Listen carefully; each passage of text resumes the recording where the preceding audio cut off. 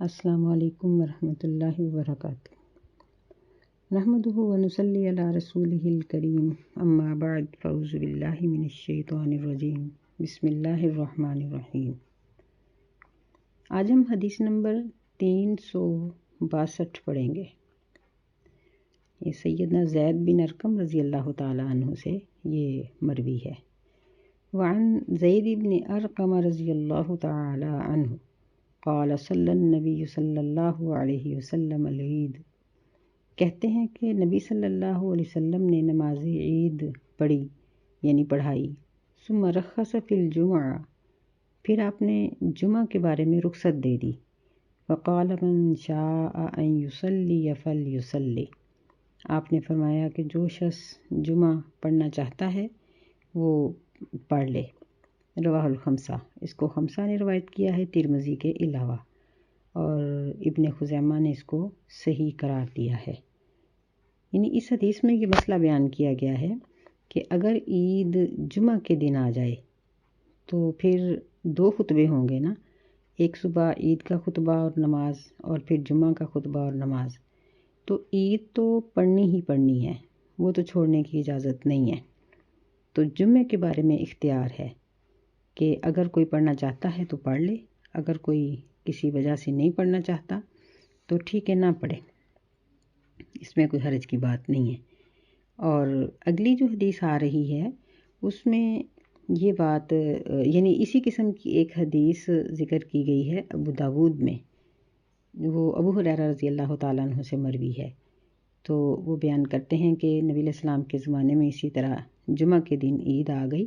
تو آپ نے فرمایا کہ جس نے عید پڑھ لی ہے اس کو وہ کافی ہے،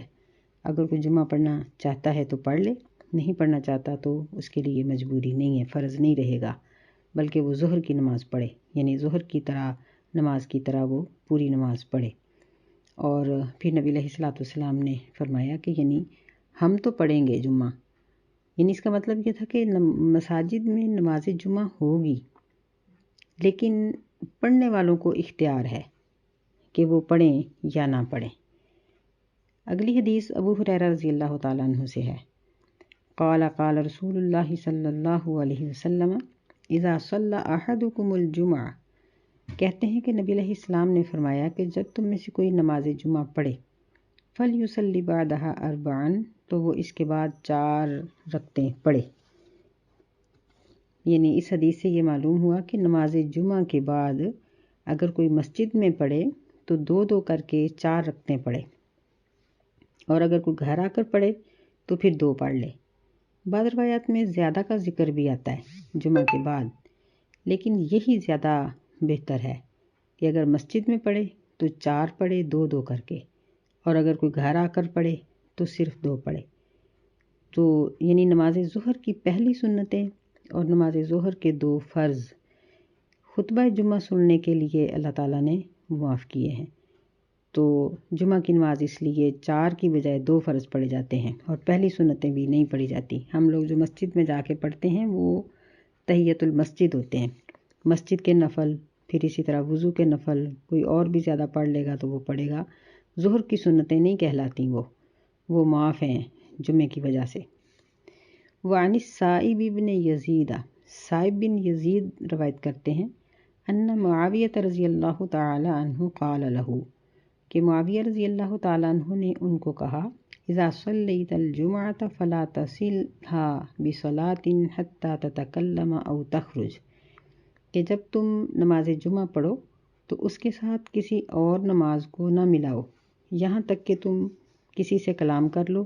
یا جگہ بدل لو، او تخرج یعنی اپنی اس جگہ سے نکل کر کسی دوسری جگہ پر چلے جاؤ۔ پھر وہ کہنے لگے کہ فإن رسول اللہ صلی اللہ علیہ وسلم امرنا بذلک، کہ ہمیں نبی صلی اللہ علیہ وسلم نے ایسا ہی کرنے کا حکم دیا ہے، اللہ نوصل صلاۃ بصلاۃ حتی نتکلم او نخرج، کہ ہم ایک نماز کے ساتھ دوسری نماز کو ملا کر نہ پڑھیں یہاں تک کہ کسی سے کلام کر لیں یا جگہ بدل لیں۔ رواہ مسلم، اس کو مسلم نے روایت کیا ہے۔ تو اس حدیث سے یہ بات معلوم ہوئی کہ نماز جمعہ کے بعد اگر کوئی شخص بغیر کسی ذکر اذکار کے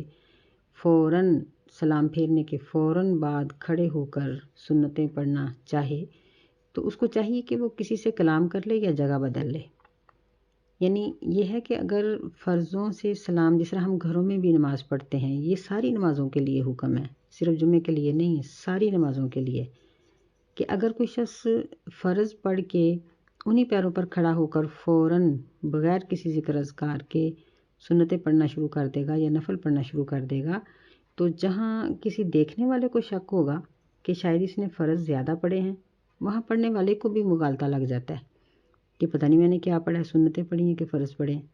تو اس لیے نمازوں میں فرق کرنا چاہیے۔ یعنی مثلاً ظہر کی نماز ہی سب سے لمبی ہوتی ہے کہ ہم ظہر کی نماز کی پہلی جب سنتیں پڑھتے ہیں تو سلام پھیرنے کے بعد جب ہم کھڑے ہو کر فرض پڑھنا شروع کریں تو تھوڑا سا پیروں کو ہلا لیں، تھوڑی سی جگہ بدل لیں، یعنی پاؤں اٹھا کے ذرا آگے پیچھے کر لیں یا کسی سے بات کر لیں، تو پھر فرض شروع کریں۔ پھر فرض پڑھنے کے بعد اسی طرح تھوڑا سا پاؤں آگے پیچھے کر لیں جائے نماز کے اوپر ہی، پھر سنتیں پڑھیں۔ اور اگر بیٹھ کر تسبیحات پڑھی جائیں تو پھر اس میں مطلب وہ فرق ہو جائے گا۔ تو یعنی یہ ضروری ہے کہ ہم کوئی بھی نماز پڑھیں، مثلاً مغرب کی نماز پڑھی ہے تو سنتیں پڑھنے کے لیے ہم اپنے پاؤں تھوڑے سے اٹھا کر آگے پیچھے کر لیں۔ اسی طرح عشاء کی سنتوں کے لیے بھی، یعنی سنتوں کے بعد فرض یا فرضوں کے بعد سنتیں پڑھیں تو ہم جب تشہد سے اٹھ کر کھڑے ہوتے ہیں تو انہی پیروں پر کھڑے نہ ہو جائیں، بلکہ تھوڑا سا اپنی جگہ کو بدل لیں تو یہ کافی ہو جائے گا۔ تو یہ جمعے کے چند آداب تھے جو یہاں ذکر کیے گئے۔ ایک بات تو آج یہ ذکر کی گئی ہے کہ اگر عید جمعہ کے دن آ جائے تو پھر عید نہیں چھوڑنی، جمعہ میں اختیار ہے، اور پڑھانے والا ضرور پڑھائے گا۔ پڑھنے والوں کو اختیار ہے کہ اگر وہ پڑھ لیں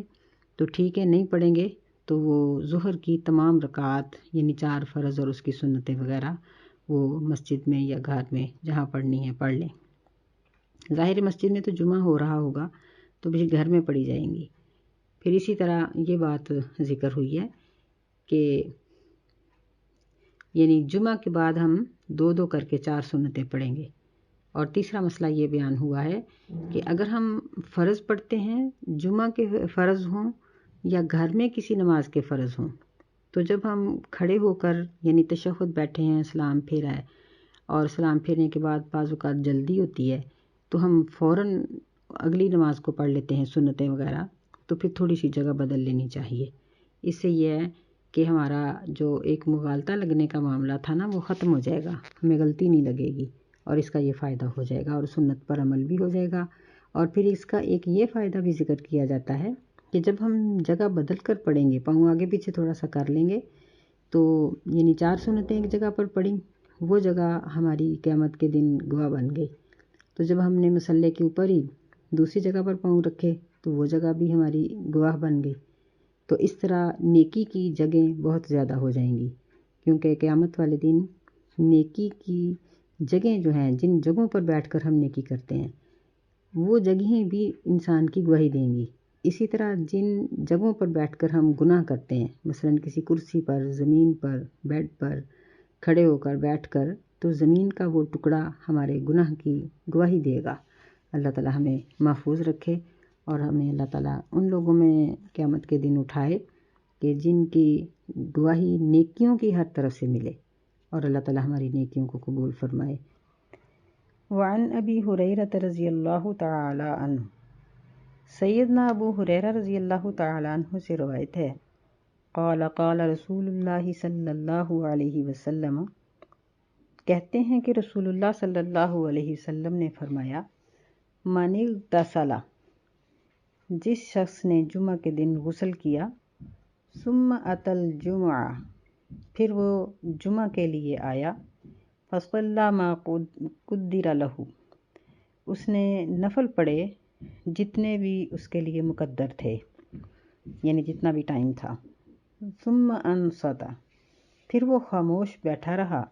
حتی یفرغ الامام من خطبتہ، یہاں تک کہ امام اپنے خطبے سے فارغ ہو گیا، ثم یصلی معہ، پھر اس نے فرض نماز پڑھی امام کے ساتھ، غفر لہ ما بینہ و بین الجمعۃ الاخری، تو اس کے گناہ بخش دیے جاتے ہیں اس جمعہ سے لے کر اگلے جمعہ کے درمیان تک۔ وفضل ثلاثۃ ایام، اور 3 دن کی فضیلت بھی اس کو مزید حاصل ہے۔ اس کو مسلم نے روایت کیا ہے۔ تو اس حدیث میں ایک بات یہ ذکر کی گئی ہے کہ جس نے جمعہ کے دن غسل کیا، کیونکہ یہاں جمعہ کا لفظ نہیں ہے، دوسری حدیثوں میں جمعہ کے دن کا غسل یعنی لفظ جمعہ کا ذکر ہے۔ تو مطلب یہ ہے کہ صبح سورج کے نکلنے سے لے کر جمعہ سے پہلے پہلے جس نے غسل کیا، یہ اس میں جمعے کی رات کا ذکر نہیں ہے، جمعے کے دن کا ذکر ہے۔ دوسرا کام یہ ہے کہ پھر وہ جمعہ پڑھنے کے لیے آیا۔ تیسری بات یہ ہے کہ وہ مسجد میں پہنچنے کے بعد امام کے خطبہ شروع کرنے تک، یعنی اذان پہلے ہوتی ہے تو اذان تک وہ نفل پڑھتا رہا یا کوئی عبادت کرتا رہا۔ اس میں قرآن مجید بھی پڑھا جا سکتا ہے، ذکر اذکار بھی اس وقت میں کیا جا سکتا ہے، نوافل بھی پڑھے جا سکتے ہیں۔ اور پھر چوتھی بات یہاں یہ ذکر کی گئی ہے کہ پھر اس نے امام کا خطبہ خاموشی کے ساتھ سنا۔ پانچویں بات اس میں یہ ذکر کی گئی ہے کہ پھر اس نے فرض نماز امام کے ساتھ پڑھی، تو اللہ تعالیٰ اس جمعہ سے لے کر اگلے جمعہ کے درمیان کے سارے گناہ معاف کر دیتے ہیں۔ یعنی اس میں جمعہ کی ترغیب دلائی گئی ہے، رغبت دلائی گئی ہے کہ جمعہ ایک فرضی عبادت ہے، مردوں کے لیے فرض ہے۔ اللہ تعالیٰ نے عورتوں اور بچوں کے لیے اس کو فرض نہیں فرمایا۔ تو یہ جس شخص نے اس طرح اس نے خطبہ جمعہ سنا اور نماز پڑھی تو اس کے صغیرہ گناہ معاف کر دیے جائیں گے۔ یہاں یہ بات یاد رہے کہ کبیرہ گناہ نہیں ہے، کبیرہ گناہوں کے لیے توبہ کرنی پڑتی ہے، اور جو ارادے کے کیے ہوئے گناہ ہوتے ہیں ان سے بھی بچنا چاہیے۔ یہ وہ گناہ ہیں جو بغیر ارادے کے ہم سے ہو جاتے ہیں، مثلاً نماز میں خیالات بدل گئے یا اور کوئی اس طرح کا کام ہم سے ہو گیا کہ جس کا ہمیں پتہ نہیں چلا، اس گناہ کا ہم اس کو جانتے نہیں تھے یا ہم بھول گئے، تو اس طرح کے صغیرہ گناہ اللہ تعالیٰ معاف کر دیتے ہیں۔ وعنہ رضی اللہ تعالی عنہ، انہی سے روایت ہے، ان رسول اللہ صلی اللہ علیہ وسلم ذکر یوم الجمعہ، کہ نبی صلی اللہ علیہ وسلم نے جمعہ کے دن کا اس کی یعنی فضیلت وغیرہ کا ذکر کیا۔ فقال، تو آپ نے فرمایا، فیہ ساعۃ لا یوافقها عبد مسلم وہو قائم یصلی، کہ اس دن میں ایک ایسی گھڑی ہے جو بندہ مسلم اس گھڑی میں نماز پڑھتے ہوئے اللہ تعالیٰ سے کسی چیز کا سوال کرے۔ یسأل اللہ عز وجل شیئا، یعنی نماز میں وہ اللہ تعالیٰ سے کسی چیز کا سوال کرے، الا اعطاہ ایاہ، مگر اللہ تعالیٰ اس کو وہ چیز دے دیتا ہے۔ واشار بیدہ یقللھا، نبی صلی اللہ علیہ وسلم نے اپنے دست مبارک سے اشارہ کر کے بتایا، جس طرح کہ یعنی آپ اس کو کم بتا رہے تھے کہ وہ بہت تھوڑا سا وقت ہے۔ اس پر بخاری مسلم کا اتفاق ہے۔ وفی روایت لمسلم، اور مسلم کی ایک روایت میں ہے، وہی ساعۃ خفیفۃ، کہ وہ ایک خفیف سی چھوٹی سی ایک گھڑی ہے۔ یعنی جمعہ کے دن کی ایک بہت بڑی فضیلت بیان کی گئی ہے کہ اس میں ایک گھڑی، ایک ساعت ایسی آتی ہے کہ اگر کوئی بندہ نماز پڑھ رہا ہو اور وہ اس میں سوال کرے، کسی بھی چیز کا سوال کرے، تو اللہ تعالیٰ اس کو عطا کر دیتا ہے۔ اب بات یہ ہے کہ دوران نماز وہ کس طرح سے سوال کرے، تو اس کا جواب یہ ہے کہ جو شخص وضو کر کے نماز کے انتظار میں بیٹھتا ہے، جس طرح خطبہ سننے والے لوگ اس انتظار میں بیٹھے ہوتے ہیں کہ خطبہ ختم ہوگا تو نماز پڑھیں گے، تو انتظار کرنے والا شخص جو ہے وہ نماز میں ہی شمار کیا جاتا ہے۔ تو اس لیے بعض لوگوں نے یہ کہا ہے کہ یہ گھڑی 2 خطبوں کے درمیان آتی ہے، اور بعض نے اس کے بارے میں مختلف رائے دی ہیں، آگے اس کا ذکر آ رہا ہے۔ وعن ابی بردۃ رضی اللہ تعالی عنہ، ابو بردہ رضی اللہ تعالیٰ عنہ سے روایت ہے، ان ابی ہی، وہ اپنے باپ سے روایت کرتے ہیں، کہتے ہیں کہ سمیت رسول اللہ صلی اللہ علیہ وسلم یقول، کہ میں نے رسول اللہ صلی اللہ علیہ وسلم سے سنا، آپ فرماتے تھے، ہی ما بین ان یجلس الامام الی ان تقضی الصلاۃ،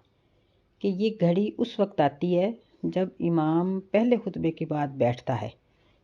یعنی یہ جب پہلا خطبہ ختم کرتے ہیں تو ایک منٹ کے لیے یا اس سے بھی کم وقت کے لیے امام ممبر کے اوپر بیٹھ جاتا ہے، پھر کھڑے ہو کر دوبارہ خطبہ شروع کرتا ہے، تو اس وقت سے لے کر یہ جمعہ کی نماز کے ختم ہونے کے درمیان یہ گھڑی ہوتی ہے۔ رواہ مسلم، اسے مسلم نے روایت کیا ہے، ورجحت دارقطنی انہ من قول ابی بردہ، لیکن دارقطنی نے اس بات کو ترجیح دی ہے کہ یہ ابو بردہ کا اپنا قول ہے۔ وفی حدیث عبداللہ بن سلام، اور جو حدیث عبداللہ بن سلام سے مروی ہے، اند ابن ماجہ، جو ابن ماجہ میں آتی ہے، اور جابر رضی اللہ تعالیٰ عنہ سے جو روایت ہے اند ابی داود والنسائی، وہ ابو داود اور نسائی میں آتی ہے، ان دونوں میں یہ ہے کہ انہا ما بین صلاۃ العصر الی غروب الشمس، کہ یہ قبولیت کی گھڑی، قبولیت کی ساعت، یہ عصر سے لے کر غروب شمس تک آتی ہے۔ وقد اختلف فیہا علی اکثر من 40 قولا،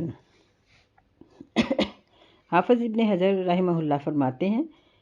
کہ اس گھڑی کے بارے میں، اس ساعت کے بارے میں بہت اختلافات ہیں، اور یہ تقریباً 40 کے قریب قول ہیں کہ یہ گھڑی جمعہ کے دن کب آتی ہے۔ کہتے ہیں کہ املیتھا فی شرح البخاری، میں نے یہ سارے اقوال یہ شرح بخاری میں اکٹھے کیے، تو جو زیادہ جس کے بارے میں یعنی جو بات زیادہ مشہور ہے وہ یہ ہے کہ یہ عصر سے لے کر غروب آفتاب تک ہے، اور دوسری یہ بات مشہور ہے کہ یہ خطبہ کے آغاز سے لے کر نماز کے اختتام تک ہے۔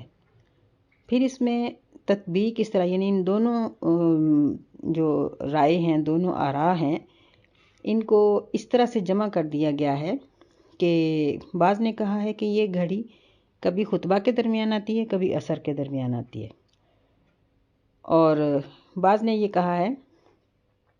کہ یہ عصر کے درمیان میں ہی آتی ہے، اور اس لیے یہ جو کہا گیا ہے کہ وہ کھڑا نماز پڑھ رہا ہو، اگر جمعہ کے درمیان اس کو سمجھا جائے تو پھر وہ نماز کے انتظار کو نماز کا پڑھنا قرار دیا گیا ہے۔ بہرحال یہ مختلف اقوال ہیں، اور اللہ تعالیٰ نے اس کو لیلۃ القدر کی طرح مخفی رکھا ہے، نبی صلی اللہ علیہ وسلم نے اس کی وضاحت نہیں فرمائی، تاکہ جمعہ کے دن ہر مسلمان اس گھڑی کو تلاش کرنے کے لیے کوشش کرے، اور جمعہ کے دن کو زیادہ سے زیادہ عبادت میں اور دعا میں گزارنے کی کوشش کرے۔ تو دیکھیں کہ انتہائی افسوس کی بات ہے کہ بہت سے میچ اور بہت سے اس طرح کے پروگرام جمعہ کو ہوتے ہیں، آنے جانے کے پروگرام بھی جمعہ کے دن ہوتے ہیں۔ یہ اچھی بات ہے، کوئی میل ملاقات میں کوئی رکاوٹ تو نہیں اسلام نے ڈالی، لیکن جمعہ کے دن کو ضائع کرنے سے بچنا چاہیے، اور کوشش یہ کرنی چاہیے کہ اس دن میں درود شریف یا دعا یا ذکر و اذکار کی کثرت کی جائے، خاص طور پہ جس طرح فجر کی نماز میں نبی علیہ الصلوۃ والسلام نے 2 لمبی سورتیں پڑھی ہیں، سورۃ سجدہ اور سورۃ دہر، ایسے ہی سورۃ الکہف کا پڑھنا،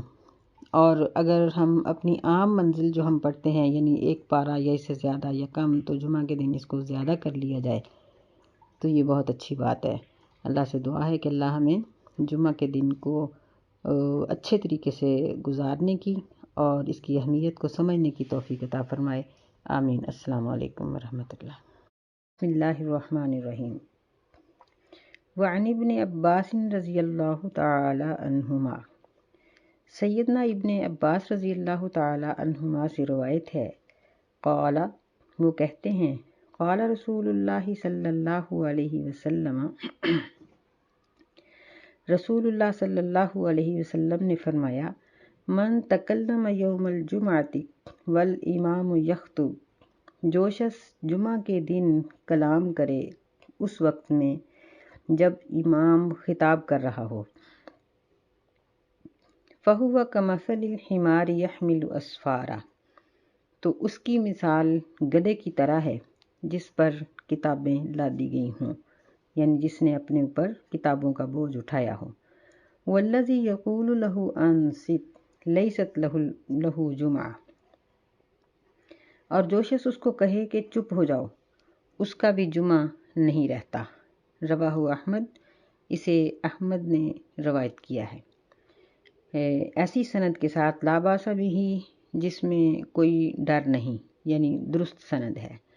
وہو یفسر حدیث ابی ہریرہ فی الصحیحین مرفوعا، اور یہ حدیث اس حدیث کی تفسیر بیان کرتی ہے جو سیدنا ابو ہریرہ رضی اللہ تعالیٰ عنہ سے مروی ہے، اور بخاری مسلم میں وہ حدیث مرفوعاً ذکر ہے۔ اذا قلت لصاحبک انصت یوم الجمعہ والامام یخطب فقد لغوت، اس کے الفاظ یہ ہیں کہ جب تم اپنے ساتھی کو یہ کہو کہ چپ ہو جاؤ، اور یہ بات جمعہ کے دن اس وقت کہو جب امام خطاب کر رہا ہو، تو تم نے لغو بات کی، بیہودہ بات کی ہے۔ تو ان دونوں حدیثوں میں جو چیز بیان کی گئی ہے وہ یہ ہے، پہلی حدیث کے مطابق ایسے شخص کو جو اپنے ساتھی کو کہتا ہے کہ چپ ہو جاؤ، یعنی اپنی زبان سے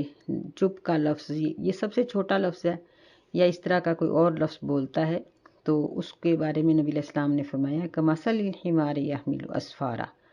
کہ جس طرح گدھے کے اوپر کتابیں لادی ہوئی ہوں تو وہ عالم تو نہیں ہوتا نا، اس طرح ایسا شخص بے علم اور جاہل ہے کہ اس کو علم ہی نہیں کہ جمعہ کے آداب کیا ہیں۔ دوسری حدیث میں یہ بات ذکر کی گئی ہے کہ جس نے اپنے ساتھی کو کہا کہ چپ ہو جاؤ، تو اس نے لغو بات کی، بیہودہ بات کی، بے فائدہ قسم کی بات کی۔ تو اس طرح اس حدیث سے یہ بات ثابت ہوئی کہ جمعہ کا خطبہ نمازیوں کو پورے سکون اور اطمینان سے سننا چاہیے، یعنی ان کی پوری توجہ امام کی طرف ہونی چاہیے،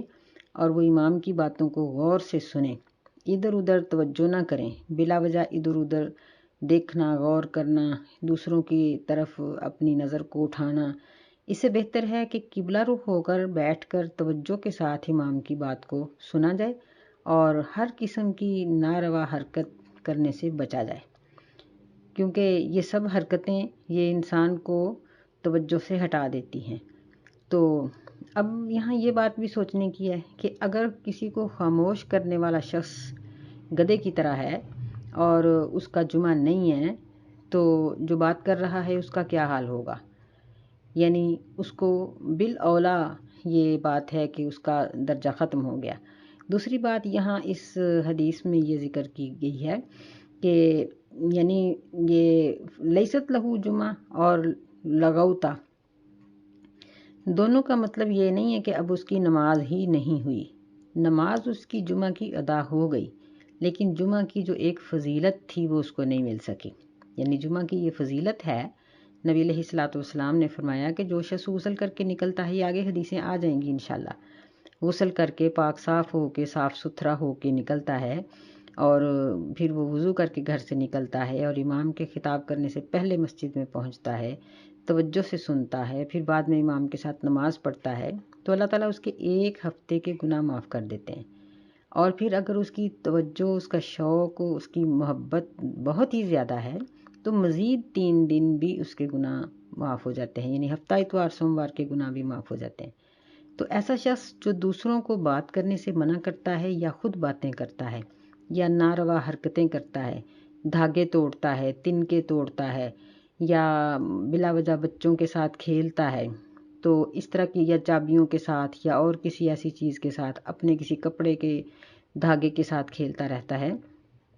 تو ایسا شخص ایسی تمام قسم کی فضیلت سے محروم رہ جاتا ہے۔ یہ چیز یہاں بیان کی گئی ہے۔ وعن جابر رضی اللہ تعالی عنہ قال دخل رجل یوم الجمعہ، جابر رضی اللہ تعالی عنہ فرماتے ہیں کہ ایک آدمی جمعہ کے دن مسجد میں داخل ہوا، والنبی صلی اللہ علیہ وسلم یخطب، اور نبی صلی اللہ علیہ وسلم اس وقت خطاب کر رہے تھے۔ فقال صلیت، آپ نے پوچھا کہ کیا تو نے نماز پڑھی ہے؟ قال لا، وہ کہنے لگا کہ نہیں۔ قال قم فصلی رکعتین، نبی علیہ السلام نے فرمایا کہ پس اٹھو اور 2 رکعتیں نماز پڑھو، متفق علیہ۔ یہ حدیث بخاری اور مسلم کی ہے، یعنی دونوں کا اس پر اتفاق ہے۔ تو اس حدیث میں یہ بات بیان کی گئی ہے کہ یہ 2 رکعتیں تحیۃ المسجد ہیں، یعنی اس کو جمعہ کی رکعت بھی ہم کہہ سکتے ہیں اور تحیۃ المسجد بھی ہیں، کیونکہ نبی علیہ السلام کا حکم ہے کہ مسجد میں جو کوئی بھی داخل ہو وہ 2 رکعتیں بیٹھنے سے پہلے پڑھے۔ تو دوسرا یہ مسئلہ ہمیں معلوم ہوا کہ اگر کوئی شخص غلطی سے بیٹھ گیا ہے یا کسی مجبوری سے، تو اس کی یہ 2 رکعات ساقط نہیں ہوئیں، بلکہ وہ اٹھے اور ان کو پڑھے، یعنی اس کو معاف نہیں ہے، اٹھے اور پڑھے، اس کو پڑھنا چاہیے۔ تیسرا، اس حدیث سے یہ بات بھی معلوم ہوئی کہ امام خطبہ کے دوران کسی دوسرے شخص کے ساتھ کوئی بات کر سکتا ہے، یعنی کسی آنے والے کو کوئی ایسی بات کہہ سکتا ہے جو جمعہ کے ہی مطابق ہو۔ امام کے لیے اس بات میں پابندی نہیں ہے کہ وہ کسی شخص کو مخاطب کرے یا نہ کرے، یعنی یوں کہہ لیجئے کہ دوران خطبہ امام کسی بھی شخص کو مخاطب کر کے اس کے ساتھ کوئی بھی ضرورت کی بات کر سکتا ہے۔ وعن ابن عباس رضی اللہ تعالی عنہما، سیدنا ابن عباس رضی اللہ تعالی عنہما سے روایت ہے، ان النبی صلی اللہ علیہ وسلم کان یقرأ فی صلاۃ الجمعۃ سورۃ الجمعہ والمنافقین، رواہ مسلم، کہ بے شک نبی صلی اللہ علیہ وسلم جمعہ کی نماز کی 2 رکعتوں میں سے ایک میں سورہ جمعہ اور ایک میں سورہ منافقین پڑھا کرتے تھے۔ اس کو مسلم نے روایت کیا ہے۔ اور اگلی حدیث نعمان بن بشیر رضی اللہ تعالیٰ عنہ سے ہے، وَلَهُ عَنِ النُّعْمَانِ بْنِ بشیر، یعنی مسلم میں ہی نعمان بن بشیر کی روایت ہے، کان یقرأ فی العیدین وفی الجمعۃ بسبح اسم ربک الاعلی، کہ نبی صلی اللہ علیہ وسلم عیدین میں، یعنی عید الفطر اور عید الاضحیٰ دونوں میں، اور جمعہ کی 2 رکعتوں میں سبح اسم ربک الاعلی وہل اتاک حدیث الغاشیہ اور سورہ غاشیہ پڑھا کرتے تھے۔ تو یعنی ان دونوں صورتوں کے، بلکہ یہ 4 صورتوں کا جو ذکر کیا گیا ہے، تو اس میں حکمت ہے کہ ان میں سے سورۃ جمعہ میں تو خاص طور پہ جمعہ میں آنے کا تذکرہ ہے، اور اسی طرح سورہ منافقین میں منافقوں کی مذمت اور مسلمانوں کو ان کے رستے سے ہٹ کر ایمان والوں کے رستے پر چلنے کی تلقین کی گئی ہے۔ سورۃ الاعلیٰ اور غاشیہ میں احوال آخرت اور جنت اور جہنم اور اس طرح کی نصیحتیں اس میں ذکر کی گئی ہیں۔ تو اس لیے نبی صلی اللہ علیہ وسلم یہ صورتیں جمعہ کی نماز میں اور عیدین میں پڑھا کرتے تھے، یعنی امام کبھی کوئی صورت ان میں سے اور کبھی کوئی، یا وہ 2 کبھی جمعہ میں اور یہ 2 اعلیٰ اور سورہ غاشیہ ایک جمعہ میں اس طرح سے پڑھے۔ تو دوسرا یہ ہم پہلے ہی پڑھ آئے ہیں کہ امام کا خطبہ چھوٹا ہو اور اس کی نماز لمبی ہو تو یہ اس کی عقل مندی کی دلیل ہے۔ تو یہاں ہمیں یہ بات معلوم ہوئی کہ نماز کو لمبا کرنے کا مطلب یہ نہیں ہے کہ بہت لمبی صورتیں نہیں، بلکہ یہ صورتیں لمبی نماز کے اندر پڑھی جائیں گی، اور اگر کوئی ان سے چھوٹی صورتیں پڑھے گا تو نماز تو ہو جائے گی، لیکن بہتر یہ ہے کہ خطبے کو مختصر کیا جائے اور نماز کو لمبا کیا جائے۔ ہم سب کو چاہیے کہ ہم اپنے جو امام ہیں اگر ان کو اس مسئلے کا پتہ نہیں تو مساجد کے انتظام سنبھالنے والے لوگ اپنے امام کو اس بات کی طرف توجہ دلائیں کہ جمعہ کا خطبہ مختصر ہونا چاہیے اور ان کی نماز جمعہ کی لمبی ہونی چاہیے۔ جب خطبہ مختصر ہوگا تو یقینی بات ہے کہ لوگ سننے کے لیے آئیں گے، اور جب لوگوں کو پتہ ہوتا ہے کہ خطبہ گھنٹے سوا کا ہے تو پھر لوگ آخری 10 منٹ میں آتے ہیں۔ تو اگر خطبہ ہی 10 منٹ 15 منٹ کا ہو تو پھر لوگ خود ہی پہنچیں گے اور ساری بات کو سنیں گے، سننے والوں کے لیے بھی آسانی ہے اور امام کے لیے بھی۔ حرمین میں اسی طرح خطبہ بہت مختصر دیا جاتا ہے اور نماز لمبی ہوتی ہے۔ اللہ تعالی ہمیں سنت کو سمجھنے اور عمل کرنے کی توفیق عطا فرمائے، آمین۔ السلام علیکم ورحمۃ اللہ وبرکاتہ۔